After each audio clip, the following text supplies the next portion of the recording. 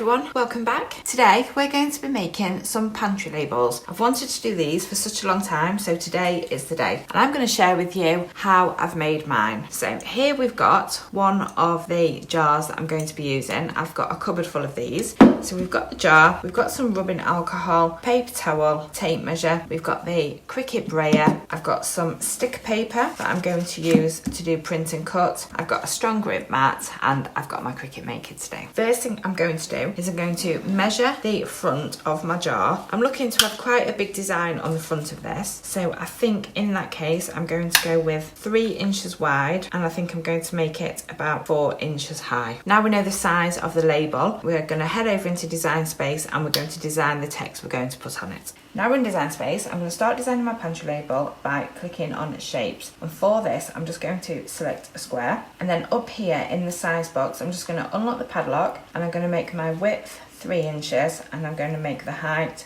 4 inches.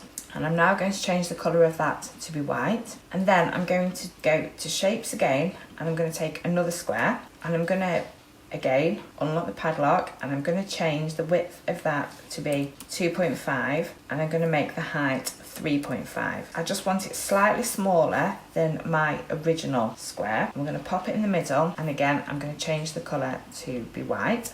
And now while we've only got those two, I'm just going to select both, and I'm going to click align, and I'm going to click center, and that will make sure that my little square is in the center of my outer square. To design the text, we're going to click on the text icon, and it's going to bring us up a text box. So in the text box I'm going to type in pasta, because that's what I'm going to pop in this jar, and I'm just going to change the font of that by coming up to the font box, pressing on the little triangle, and then that's going to give me a font box, and here I can type in the name of any font that I want. So I've selected my font, so I am going to choose Marthy. I quite like that one, so I thought it was nice and clear and easy to read, so we're just going to pop that in there. I'm just going to shrink it down because we can play with that again in a moment. And then underneath I'm going to type another text box, and in there I'm going to type home cooking.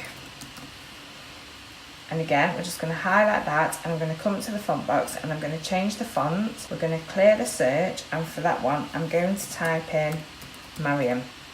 And there we are, it's brought up that one. So the fonts are just slightly different, and that's what I wanted, and I want that one to be quite a lot smaller. So we're just going to make our canvas a little bit bigger so it's easier to get a good idea of what we're doing and our sizing. I'm just going to bring that over. Now I am going to make a line, so I'm going to go to shape, and I'm going to get the line. I'm going to drag that over, and then I'm going to spin it around. I want it to be 90 degrees, and then I just want to shorten it a little bit because I don't want it to quite go all the way to the edge. If I select the square and I select the line, and if I hold down the arrow key, then I can select both of those, and then I can align, and I can click on center, and that's going to center the line that I've just made, which is perfect. So we're going to click on that, and up here now we need to change the operation from being a score line to a pen, because obviously I want it to draw that, I want a line there. Now we can play about with the size and location of our words. We're just going to play about with that to where we want it, and if it's the right size. I've made the size 1.5 inches wide, and when you're happy with the placement of that, we're going to move on to the home cooking. Now I do want that to be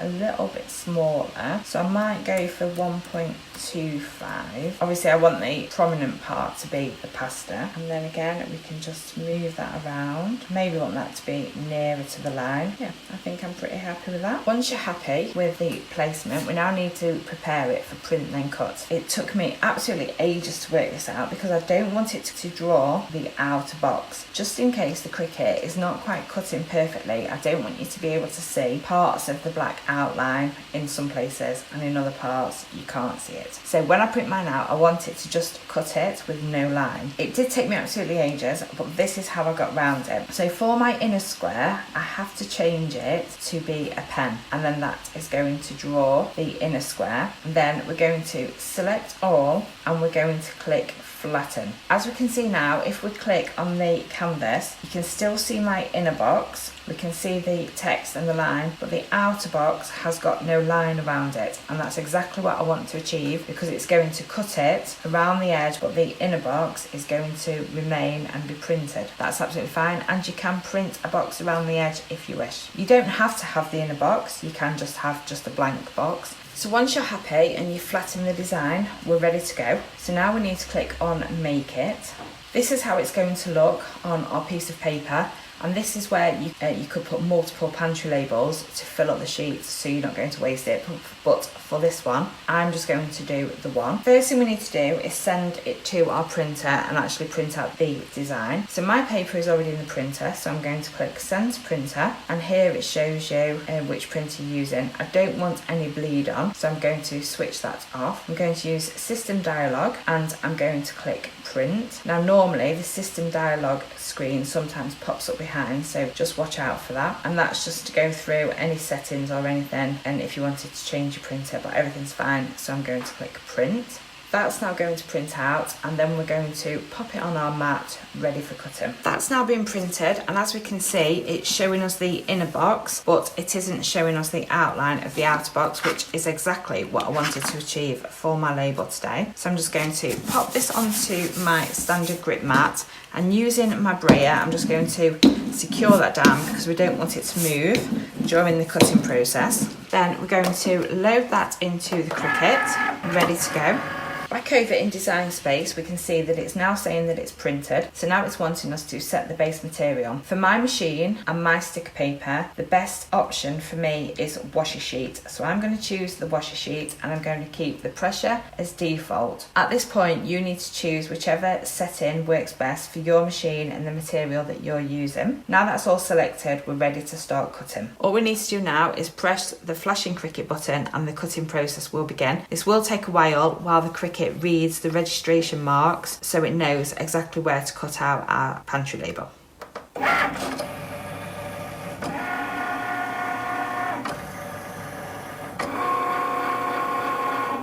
Once that's all cut out, we're ready to click the flashing arrow button and unload our mat. To remove the sticker paper from the mat, I do like to flip it over and remove the mat from the paper to try and prevent it from curling, especially if we have multiple stickers on the sheet. We don't want them curling up. Now we just need to prepare our glass jar. So using the rubbing alcohol and the paper towel, we're just going to clean the area that we need to put our pantry label on to get rid of any grease, sticky fingers or anything that we've got on there when we've been measuring it. This will just help prevent anything from allowing the pantry label to stick onto the jar. Now we're ready to take our pantry label, and all we need to do is we need to peel it, and as we can see, it's cut through perfectly without cutting through the backing paper. And like I was saying, it hasn't put a black box around the edge, so I've still got my inner box that looks a bit decorative, but it doesn't show any black lines around the edge. It's just gave us a perfect cut, which is exactly what I wanted to achieve.